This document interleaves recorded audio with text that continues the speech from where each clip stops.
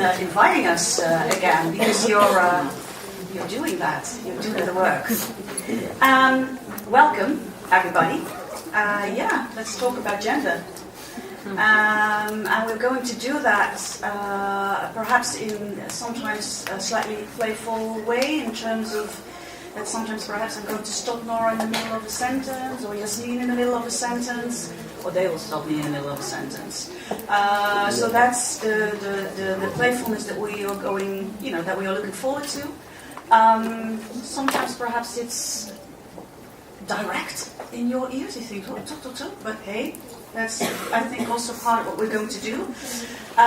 If you feel that questions pop up or sensations, please, make sure that you keep them, because at a certain moment, you can penetrate the discussion. So let's start. Let's go. First question, I think important question. Why on earth should we talk about gender? Why is that important? Why is that needed?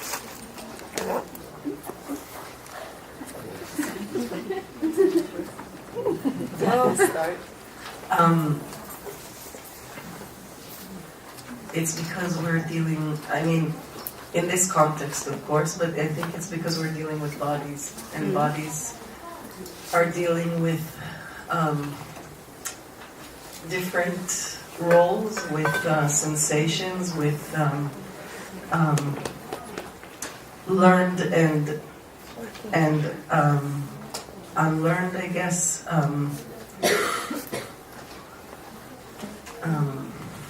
sense of placement. So I think, I'm trying to be, if I want to be simple, I want to say that it's important because we're dealing with bodies, and when we look at bodies, then we're often seeing gender, and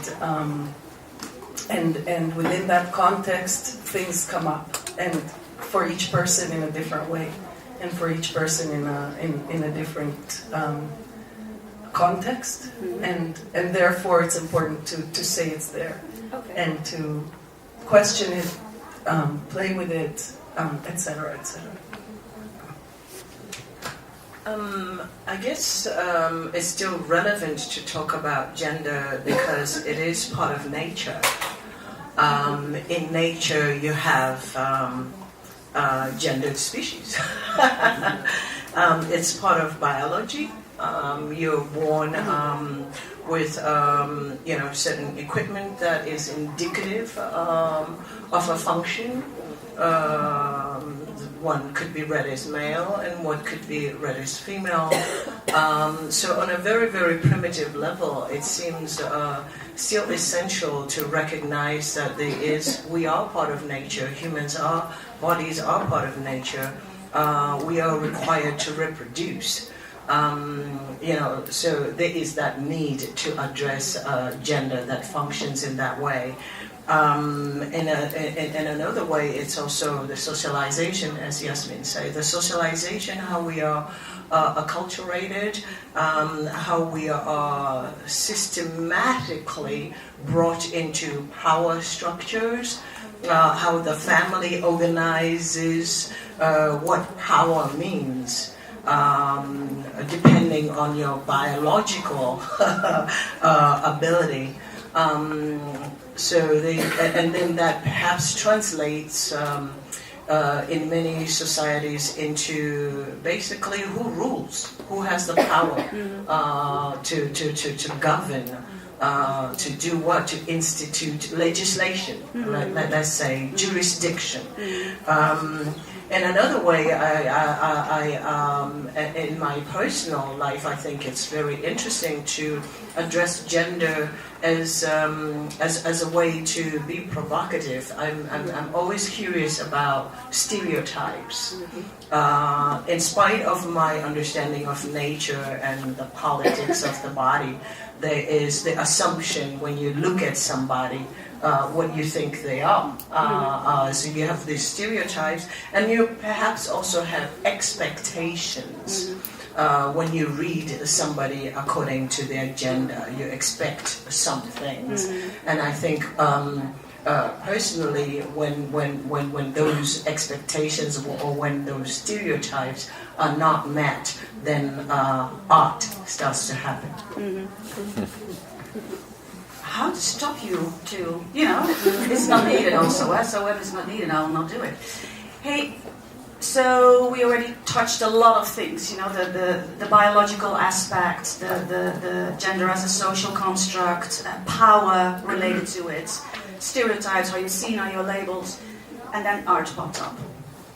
So let's talk about dance and gender for a moment, because, we are in the context of a project in which we connect dance and gender. Dance and gender, where to start? What would be the first thing that you would like to say or address or deconstruct when we think of dance and gender? Well, if I may continue talking. Of course. Okay, I can. Thank you. The famous Russian ballerina said, "Dance is woman." Let's start there. Darling, he's famous for also, making women his muses. And if we start to talk about ballet and the normative female body, then I will not stop. So I will come back to you. So dance is a woman. There you go, Yasmeen, go there. When you raise this up, the first thing that comes to me is that it came up to me through dance, this question. So, in a way, gender, the question of gender in a clear way, in a way that I could define, in a way that was not under some kind of, whether it was a political label or what this, let's say, activist said I should say, or that activist said I should say, I think the questions of gender came to me through the process of my own creativity and questioning how this body is relating to the definition of being, let's say, a woman or a girl. And did you feel the freedom right away to explore gender via dance? Because, for instance, I had a dialogue with Amy Bell, a choreographer from Great Britain, years ago, and she said, I was really frustrated when I was trained as a dancer. It was a feminizing activity. People were learning me how to be graceful, and suddenly I had to wear a dress on stage, and that was something I didn't do in real life. So was it a place that you immediately felt free in, or was it a place that you also needed to deconstruct first? I definitely needed to deconstruct it, but I can say that I started off just working with places that are learned in my body and tried to understand how my body expresses itself in relationship to my gender, and what is what does this content carry? And then I tried to challenge it and almost do the opposite by learning the male, let's say the male stereotype of a body and how I could embody that. And and then I continued in this research of taking on different, let's say, stereotypes of female and male bodies and seeing how that echoes in my own relationship to what it is that I am and to others, and working with other dancers. So yes, there was what to deconstruct for sure, and it still continues. I still I'm still dealing with it. I'm not. It's not a process where if I just stop wearing that dress, or I feel like the body's transitioning between different identities is part of that process of questioning and being in dialogue with gender. It's interesting for me that you say stereotypes were instrumental to my research in the beginning. Yeah. So coming back to dance and gender, and perhaps connecting stereotypes to it, can you continue the conversation?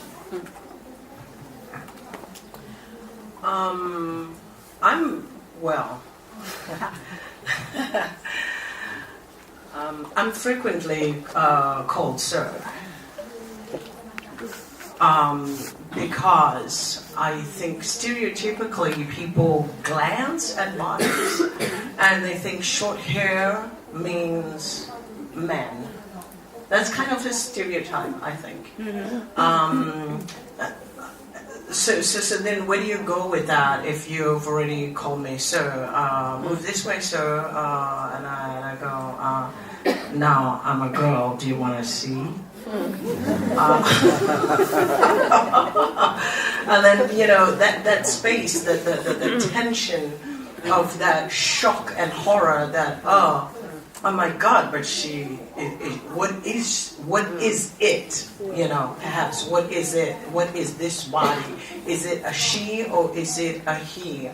For me, that the stereotypes we bring to reading bodies is very much related to the stereotypes we bring when it comes to race. So perhaps for me, the question of gender stereotypes is also connected perhaps to my race, being a black person. I do feel that there is laziness that the world kind of brings to its regard to black bodies. And so therefore that space to me starts to be a very interesting space of researching. Why do you look, or what do you see? What is the act of looking? What is the act of seeing? Exactly. Then what is the act of the recognition of whether truth or mistake or something else in between? So good, because for me it's interesting that you connect, before you start to talk about dance, you connect gender to your daily experience, and then you connect it to the fact that people think that they look, but they don't observe, they don't take the time. So is dance and performing a tool for you to force people to observe? Absolutely. So that you tell them, you are seated, look at me. Absolutely. Yes, I was saying absolutely. In the space of a performative act, well, you've come to look at me.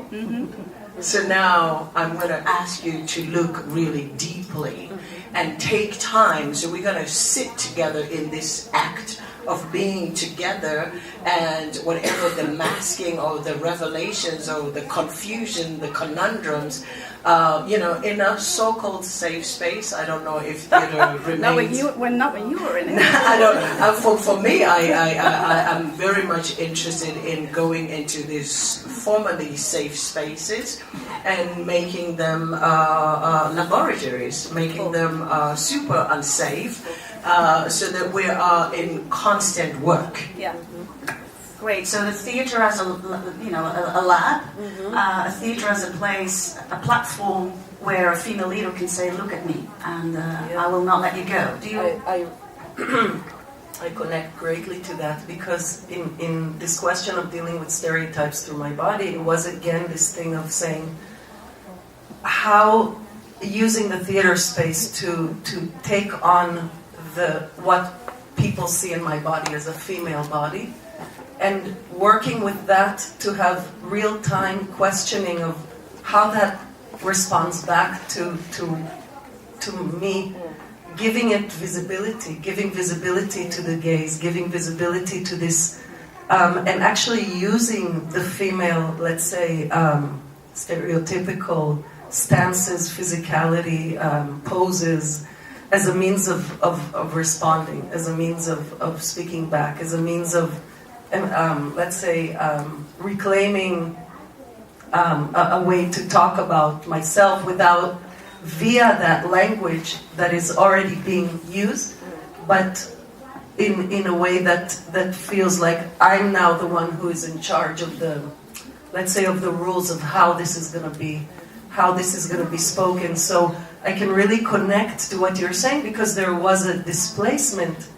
You said, how is gender related to being a dancer, and did you deconstruct? And I think there was a moment where I realized that when I'm standing on stage and people see me as this woman, is a place that I wanted to challenge. It's a place that I want, and it was actually a moment of wanting to bring life into the theater, to bring those, let's say, unspoken of conversations that I was experiencing in the street into the space in the theater, and to use my, let's say, power again of having time to talk to people via this work, to choose how I want to communicate with this information. So I don't know if it's clear, but it's about like taking those same, let's say, modes of communicating or understanding particular ways of holding the body or ways of expressing myself physically, let's say in public space, and rearranging them in a way that would be read differently. So it seems that both of you need the gaze, the focus of the other, whatever the other is, whoever the other is, in order to really deconstruct or construct your gender. Could I say it like that? That never can be an isolated action, that you need to go for an encounter in order to develop that further, and that you say, theatre for me is a safe, traditional, formal safe space to do that, but I need the others, whoever they are, in order to do my research. I couldn't do it alone. Is that something that we're also talking about? Yes, and plus. Okay, go. Yes, and more. I would say perhaps I could also introduce cultural specificities and difference that performance, or what we think of theater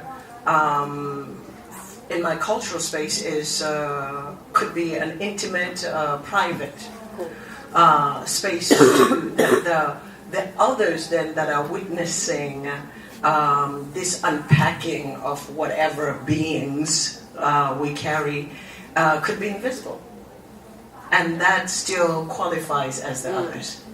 So then perhaps the better question is, do we need a certain ritual in order to, a certain form in order to unravel or deconstruct or find gender? So what is then the role of the construct that you embrace, the ritual, the form, the formative action?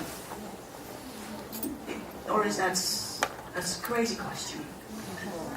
I think for me, I mean, I'll try to answer, even though it's hard to. Yeah, no, it's thinking But aloud. I'm trying to work from the concrete place of like trying to take these discussions in the works that started off as being very physical, choreographic discussions, and starting to break them up into other kinds of formats. So creating works that actually are having in real time dialogue with the audience that responds to what are you seeing? What are you seeing? And then saying it out into the space, and then starting to understand that people are seeing different things, and that those different things are creating what we're seeing. And kind of creating space for that discussion of the layering that we're carrying, the socialization, the biology, all these different things, giving them, of course, words they have another issue, but saying that it's there, and that's what we're seeing, and then maybe perhaps we can start to break that up a bit. So playing with form is a thing that interests me in how I take that gaze into other formats that enable other ways of communicating, let's say. So can you say something about form in relation to designing, let's say, that specific encounter? So how is this, your research in relation to gender, influencing your work? The way it looks like, the way it is designed, the encounter that it evokes?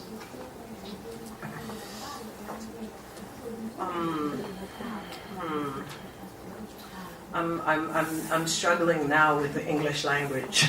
Yeah, I know the feeling. Because I find myself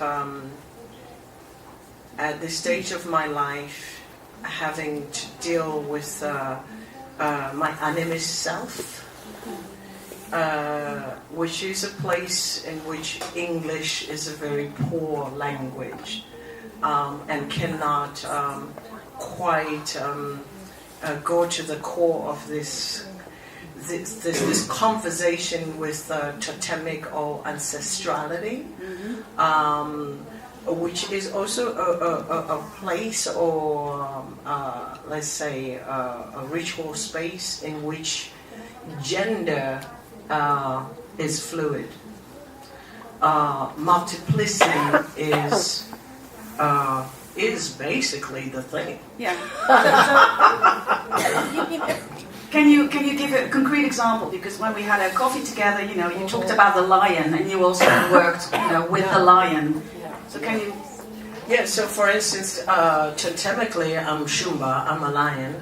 You know, and anybody kind of has issues, questions around that. I think, you know, you can Google animist practices and African religious practices. You know, I come into the world as a lion. This is my family, and whether you're a lioness or, you know, the man, we are just king of the jungle. So, so it's actually in some ways that simple. That also there is this presence of this power, this supreme power. That in addition to whatever you may be reading, a female body or whatever, or you're confused, is it female, is it whatever, there is additionally this lion or this lioness, Mm-hmm. you know. So that how do you talk about that presence, and which is what I'm also interested in my work, Yeah. evoking a much larger space beyond beyond the biology, beyond whatever power is like. Then in nature, I am also Yeah.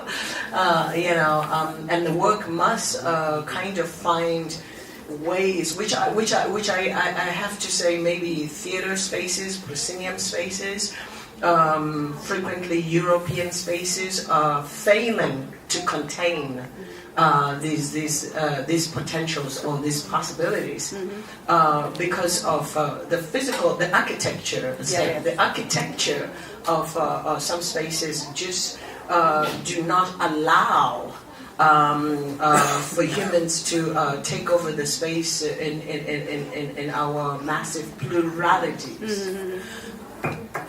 Yeah, and then perhaps you're referring to theatres where there even is a different entrance for the audience than for the artists, no? And where there is the famous fourth wall. Yeah. So we talk about the lion as an example of, you know, your totem that is given to you, that you know that you own already by birth. When we had a coffee, you said, "Oh yes, the lion. That's also part of my way of working." Can you say something about that? So how a totem, an animal, you know, without suggesting that your practice is the same, because it's not, helps you to escape this very mid-European thinking of we have the binary all the time, and the male and the female, and now some countries have something in between. Interesting. I worked. I made a work with the image of a lion that actually has been carried through a number of the works that followed it, and it was a work where I wanted to take on this image of a lion as a mascot, actually, as a mascot, feeling that as a it's interesting because it started off as a mascot, which is again like, is it female, is it male? Like being the leader of a team, or be as a choreographer, you know, carrying a group of people and having to stand for something. I felt like this image was very connected, and this was related also to the research that I did on embodying male bodies that are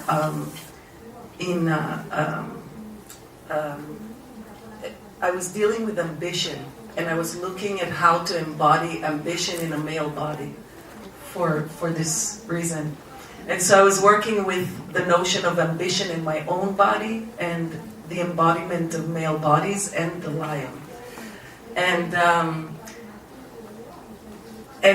afterwards, this was a piece called I Mean I Am. I Am. And in Hebrew, Anila Ani, it's female. I Mean I Am. And it's connected to a way a girl would on the street would talk like, I'm mean, I am, like, ani ra'a, it has a twist. So it's always interesting for me in the Hebrew and the English, you spoke about the languages, because in Hebrew everything is, it's very gendered, it's female and male. Following that, I took the lion mask because I felt it became part of an identity that I was developing, and perhaps gave me a kind of freedom to my body, because I took it's a big mask, and it just brings something different out of the body. It's covering my breast also, and the next piece that I actually used it's another solo work, and it's called Lie Like a Lion, which again it had this idea of lying, of putting on the mask and playing with my identity. But again, in Hebrew, to lie, I have to say, is it a female or a man? So, in a way, we called it, and to lie is also double meaning. It's to lay down, and it's to lie. It's to be fake. So it's the lying is meshakeret, is lying for a girl. Shochevet, laying for a girl, as a lion. So for me, it's interesting how this lion, on one hand, in the English, gave me the freedom, and it brought me back to my gender, let's say, through the Hebrew name, which I always try to do, by the way, which is interesting. I feel weird having only an English name for my pieces, and then the way it translates, it brings up different meanings. But this thing that in the Hebrew I'm gendered, I'm a female, I think does connect to an internal dialogue that's always happening with that identity. And perhaps is it when I leave my, let's say, my country, or when I leave and I go somewhere else, can I be free of that identity among other identities that I carry with myself? Does English give me that freedom? I don't know. So let's talk about displacement for a moment. Female leadership, gender, and displacement. So what is the freedom that sometimes is given to you as a female leader, as a woman, because of the fact that you move out of your first known territory, let's say, or home, and find additional ones? How is that, for instance, influencing your practice, Nora? Because you live in Zimbabwe, and you live in New York, and you travel around the world. I had to be in exile outside of Zimbabwe to find the space, the quiet space in which perhaps to interrogate my own culture, my own family. So the outside, the exterior, which in Shona we call masango, which is the bush, basically, or the wild. Like anything outside of, you're going out of home, you're going into the bush, basically. So I had to be in the bush, as lions have to be in the bush, I guess, to find myself, to find my own kind of spine. Not dictated to by family constraints, not dictated to by nation or whatever other customs. So and also being an outsider in foreign spaces, it's just like what can I say? I don't give a fuck. I'm not off this. So I have another freedom. And I was very fortunate to be in New York City, which I think is a black city. So easy to be kind of invisible and disappear into that space because I'm not odd. America is black. They're black folks, but they're not like me. I'm not necessarily controlled or disciplined by some of that history that they carry too. So I am in this kind of open felt. So that really helped me find myself useful and continues to function for me in that way. Cool. So we have two new metaphors, the bush and the open veld, as playgrounds that allow you to develop the sense of yourself. You also displaced yourself. Can I say that? Yeah, there's a history of displacement in my family. Let's start from there, which I discovered when I was displaced at the age of, discovered on emotionally at the age of 11 when my parents moved to New York City. And I think that part of my biography of leaving the place of understanding who I am, let's say, or thinking I do, at a young age and moving to New York and growing up there is still influencing the way I make work and the way I think about this multiple layers of identity and these spectrums of lying and playing and being other and being free and then being not knowing who you are and at the same time being able to look from the outside at what you are. I'm still there. I'm there all the time. Even though I live in Israel, my family lives in the U.S. And so there's these different identities that are constantly in dialogue, and I'm drawn to that in the kind of work that I make, in how I structure and think about performance, and I feel like each time I choose to take these multi-layers in to create almost like a focus on a different place. And sometimes it's more about actually presenting the obvious and letting whatever it is that is not the obvious seep through. Sometimes it's about having these layers really like conflict each other in real time.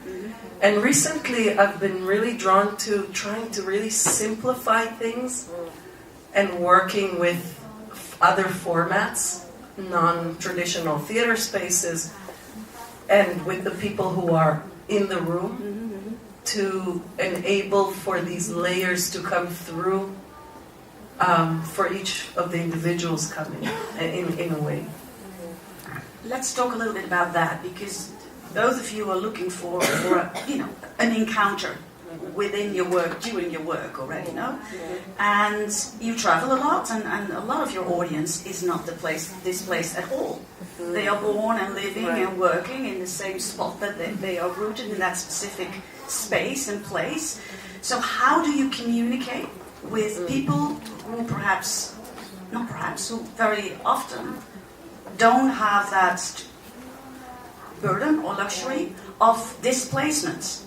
Because that's perhaps something we should talk about as well now, how to communicate with people who don't immediately recognize themselves in you.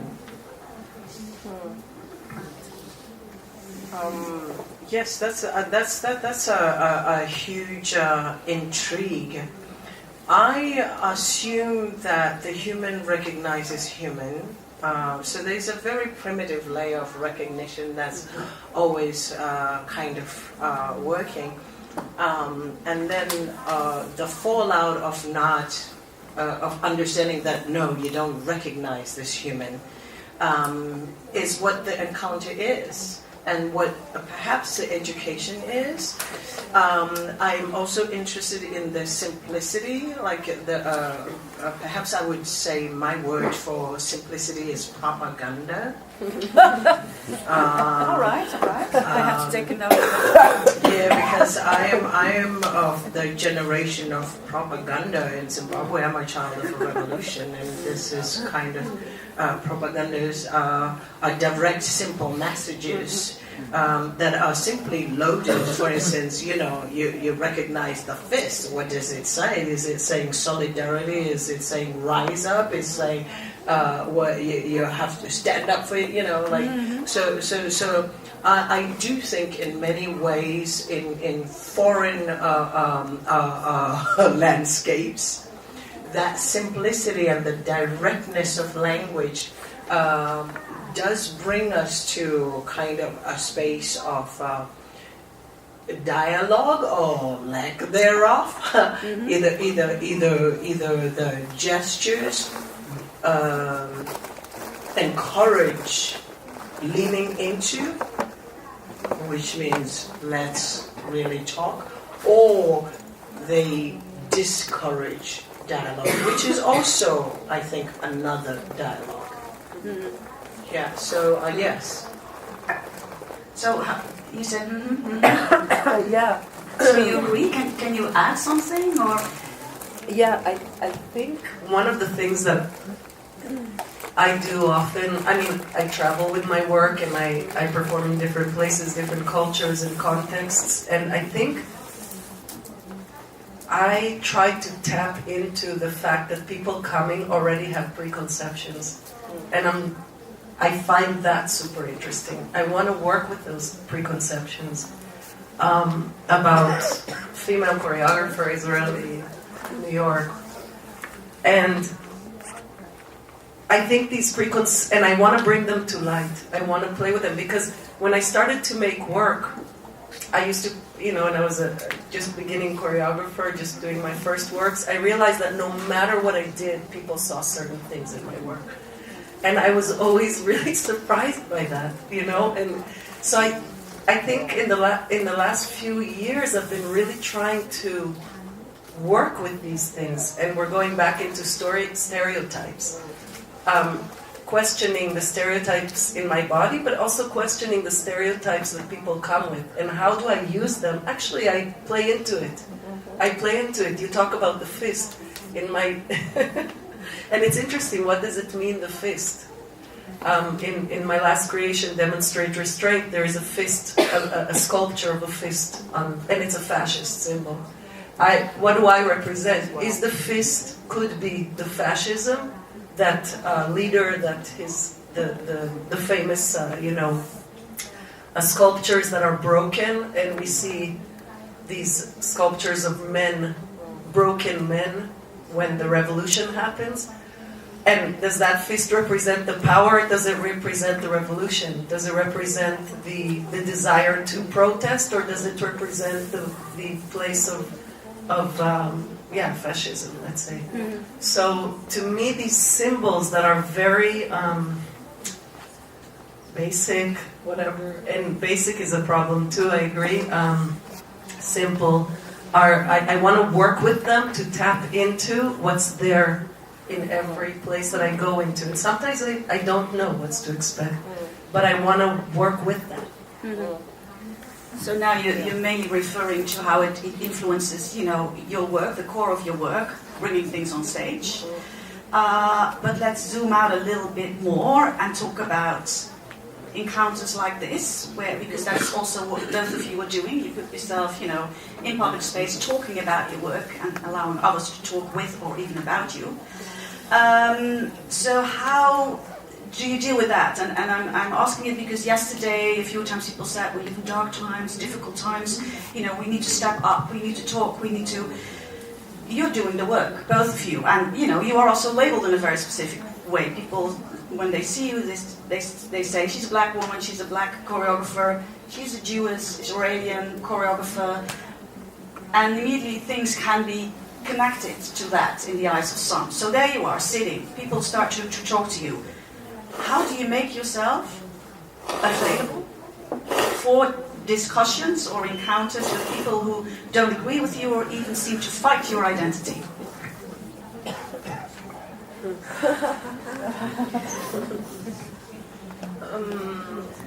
I'm interested in this idea of standing your ground, which perhaps is also born or informed out of my American mind. So I think I do operate with an American mind. I operate with an African mind. I want to always say that I'm a black African artist. Wherever that lands, let's. I'm going to stand my ground. I'm going to try also to stand my ground. I try to bring into the whatever discussion. Frequently there are confrontations. For instance, I'm doing work that is called #punk 100% pop, start bigger. So already in the title, people are like, "What is she talking about? She's a punk." I'm like, "Yeah, I'm a punk." So am I a punk in the sense like, oh yeah, in the way I'm gonna use a bad word, like if you're a punk, you're a faggot. You're not a good person, in that way, or am I talking about punking the system, which means, do-it-yourself strategies, or that history of refusal. So all of that stuff is kind of already at play. So I'm going to stand my ground and say I'm not really going to apologize for this destabilizing kind of presence that I bring into the room. You have to accept that I come from a colonial reality, and we haven't recovered, and we're not out of colonialism.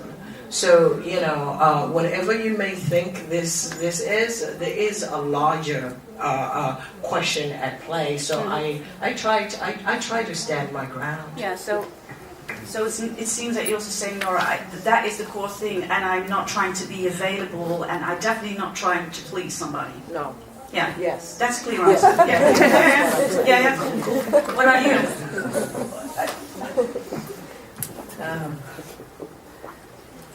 Can you connect to me to the question? Yeah. So how can you I said, how can you be available, or what is your desired position in relation to people who do question your values or even your identity?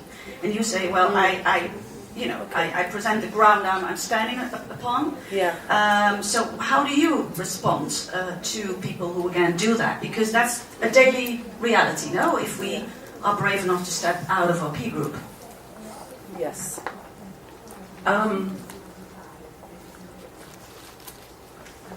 I think that the way I've been dealing with this over the last few years is by trying to find almost strategies that, I don't know how to say this, it's like within the context of the work, try to create a situation where unarm, or I don't know if this is the right English, but like create a situation where you're creating something that is at face value a particular suggestion, a particular proposal, but really underneath it's trying to do something else. And I think, looking for places of relieving people of the tensions and the issues that they come with, and trying to kind of like snake in other ways. I know it sounds very like holistic and new age. No, and it's very strange because this is really like the opposite end of my work, but it's coming out. It's like another spectrum of what I do, and I think it's something in the essence of how I'm making work now, is that if you're pissed off at what I do, there's space for you to express that. Like, it's okay. It's okay to not like this or think this is bullshit. And actually, I had a guy, recently, there's a dialogue part that I have in the piece, and literally this guy said, bullshit. I said, great, thank you. At least I feel like these things need to be exposed, like that it's not this like formalistic, either I like you or I don't like you. But more people don't feel restrictions anymore to say bullshit, or to say out loud, I'm a racist and I'm proud of it. That's true. So that's happening. Yeah. So that freedom is used and abused at this moment. So how to respond to that? Yeah. I think that's one way of letting things be present. Another way is to propose means of almost teaching, to find ways to be sensitive and conscious, and using dance as a place to have people meet and convene and find connection to each other, and propose that through the choreography.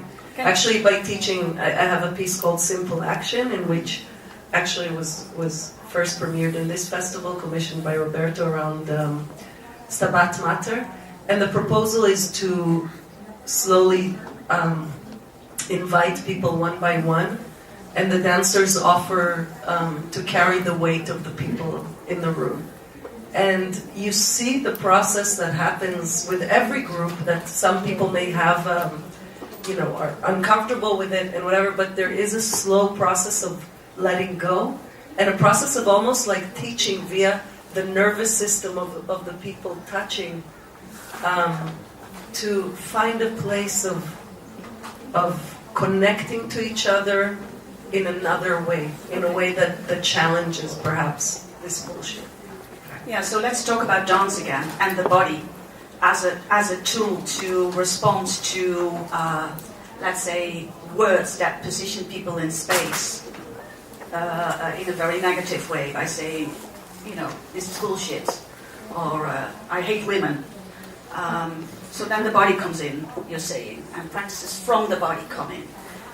What about you? How does the body respond to that? How is the body a tool to connect or to provoke? Because, like you say, provoking, doing this is also a connection. Yeah. So the body, dance.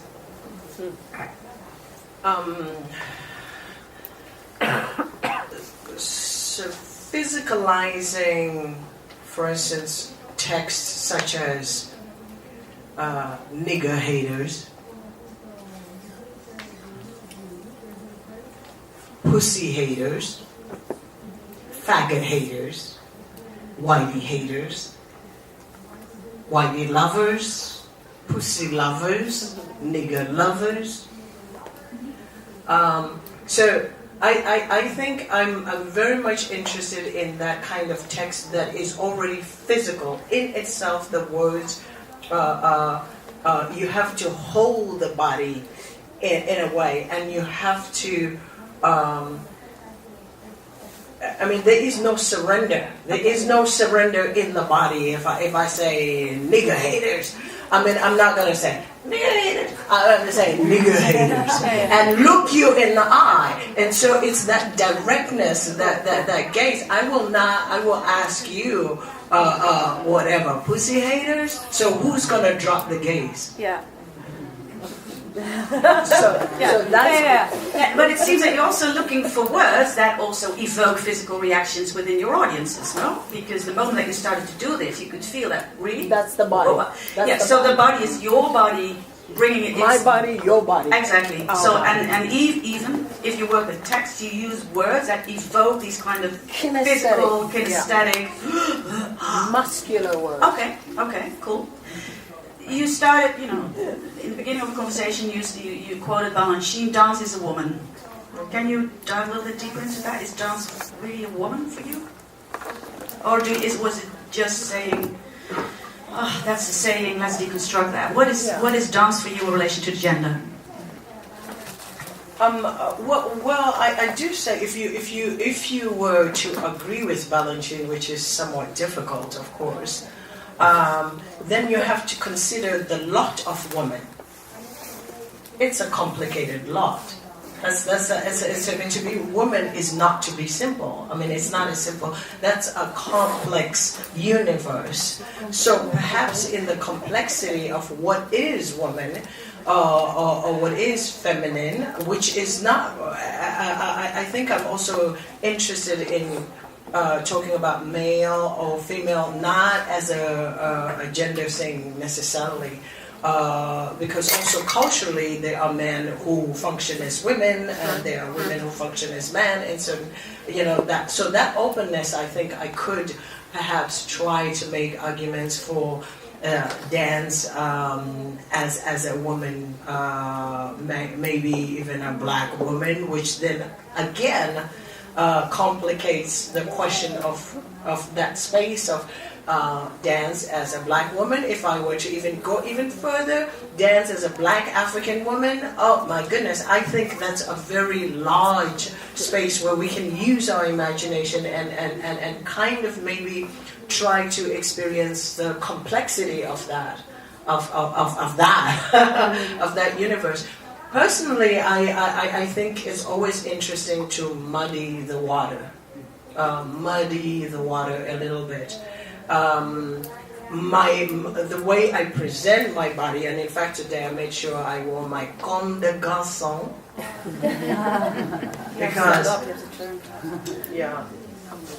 because just like comme des garçons means like the boys, why not? I am very interested in that even, my own kind of look is queering all of that. I'm interested in that queer space. And that perhaps the dance that is more muddied, more queered, is much more interesting. I don't even know if I'm answering the question now. Yeah, perhaps you're saying dance is queer. Would be a new quote that we can add to the quotes. What about you? Dance is a woman. That was the question I started with. Because Nora quoted Balanchine. But now we have a new quote. Dance is queer. No. It's dance. It's a black African queer woman. Okay, cool. Okay, yeah, better. Yeah. Okay. Thank you for. It's always so sexy when I'm corrected. So there you go. If you had to add, labels to dance, if you had to position it, if you had, let's add another quote of you. We need more quotes of female leaders in dance. There you go. Too much pressure. Ah, nee. Don't do that to me. Now I'm doing a hopla. quote. Yeah, hop, go. Think out loud. And I will make a quote out of it. And I will be corrected, and then we have something. Can I take that one? See? Yeah, that would be great. So which one? Can you say it out loud? No, Yeah? dance is queer. Is much more, But I'm much more connected to that. But is it dance is a queer white woman, a queer Israeli woman, a queer Jewish woman, or dance is queer? I mean, just because Queer. I relate to that because I think there's something in dance that in its proposal is already radical in that it deals with the body, it deals with things that come up even when they try to be politicized or they try to be held back. They're exposed. They're often brought up, and so in that way, I feel that dance is always queer because it carries all these different identities that we're carrying, and that it enables that. It enables it, and it's interesting. This morning when we spoke, I thought about, because you spoke about the deconstruction of my female identity as a female dancer and choreographer, and I thought about also some of the training that I was drawn to around, let's say, for those who know from New York, the Klein technique, and some of these trainings they go back to the bones and they go back to these very simple forms. And kind of taking away, dealing with the bone structure and not with the muscular structure. And in a way, I think for me that was a step into enabling my body to be different things, enabling, and so I like this idea that dance is queer because it always challenges these things that we think about when it comes to bodies, even when it's formalistic. Mm-hmm. I still think it carries that question. Great. I'm just curious, because you're listening already to us an hour now, if there are some questions that you would like to share, bring into the discussion.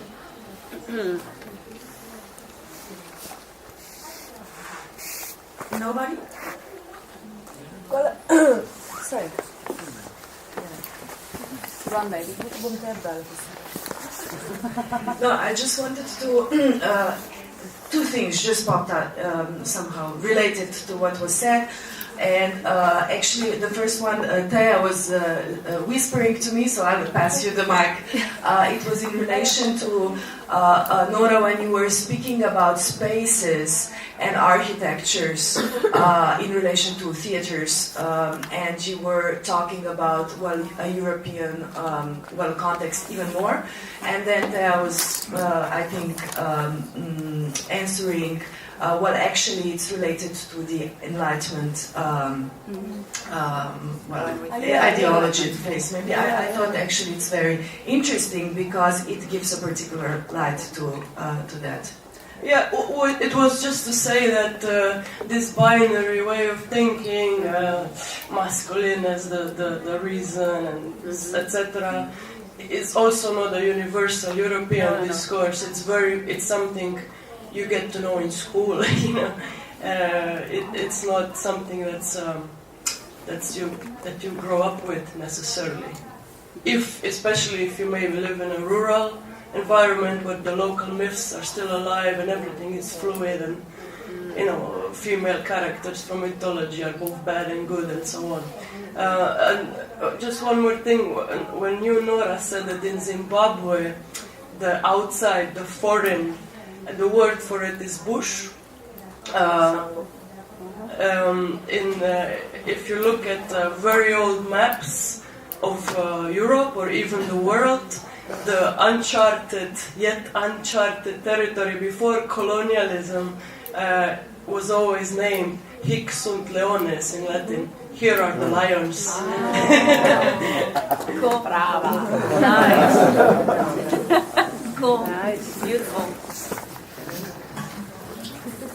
More questions, because I have a new one, but I'm famous for taking space, so let's be gentle. Other more questions? There you go. I was interested in your sorry, Yasmeen, you were talking about strategies for de-arming and trying to find strategies for, and I wondered whether you could say more about that. Sure.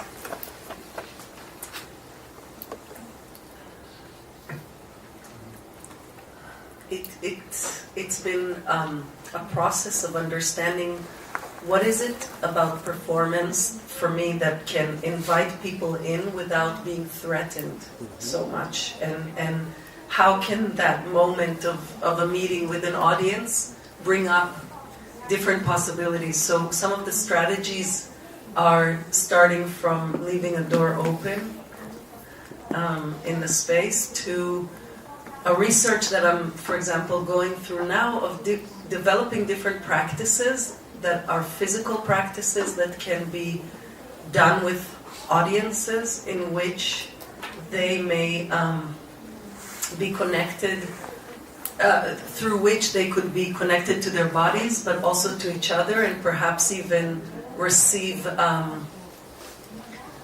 or come to discover places in themselves that they were less aware of when they entered the space. So that's some of the things I'm working with, this notion of empathy, of developing empathy. I mean, can we touch upon these things of creating empathy in a room? What is it that dance practices and that studio spaces developed over so many years that could be shared with audiences, that is beyond a performative outcome? Because so much dance and dancers, we from a very young age often, or not always, but we learn so many skills that usually are exposed through a very particular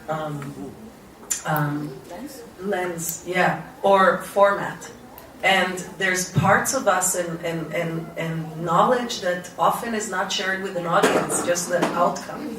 And I want to take this knowledge and to share it. And I've been doing that over the last few years, each time approaching it differently. So I think about it as strategies because I develop these works with different communities. I mean, we go out and meet people to discover also how it works. It's not just something that we work on alone in the studio and then go out and share. So even the process itself of developing these works have shifted my way of working because I expose ideas, I meet different people at very early stages. So the strategy is not just in the performance, but it's in the approaching the project.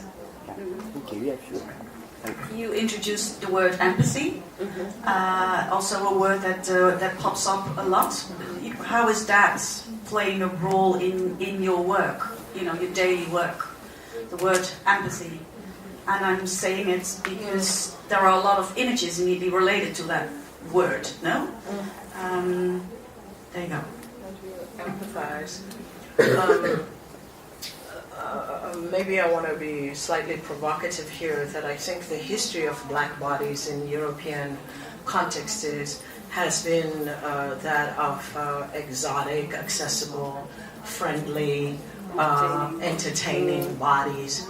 And so I'm very much inspired to work against that. The hostility, I think, for me, a hostile situation, a hostile environment where I am completely being transparent about how I feel, I think in a very strange way could also have arrive at this an understanding. Why is she so mad? Why is she so mad like this? And why is this work, how dare she dares to be so rude?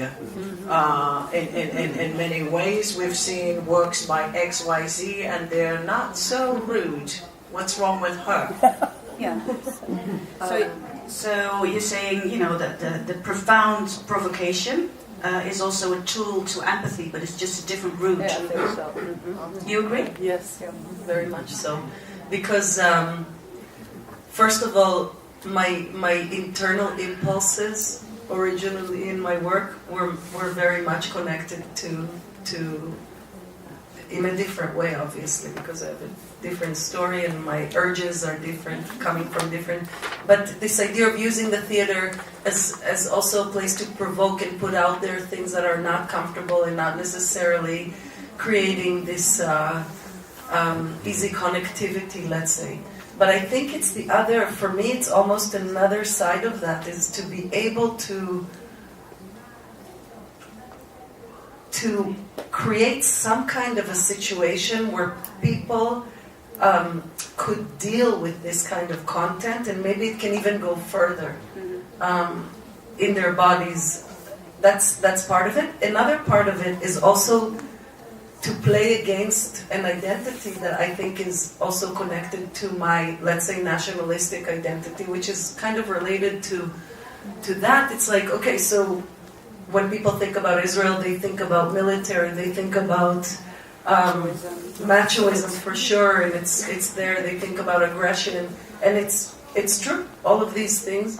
And I'm kind of drawn to, within this context, can I work from a different place? Can I challenge what we expect, even energetically in the body? Not even, let's take away the meaning and the name, the words, and talk about a different energy in the body, a different way of touching in its multiple meanings. Touching. So it seems that you both are looking for an energy that also questions, let's say, the stereotypes of the history of the labeling that is part of your bigger identity, where you were seen as an Israeli and you were seen as a black person. Yeah. All right, hallelujah. Of course, we're never finished. I hope at least that we have conversations like this on a regular basis. So that's perhaps, before I say thank you to two of you, something to finish with. We're in the middle of a wrap-up of a European project, but we are here. You are here. We are here. We can take the discussion further. So let's do that. Thank you, both of you, for this lovely, that's very English, lovely discussion. And let's continue our conversations. Thank you very much, and thank you for joining our conversation.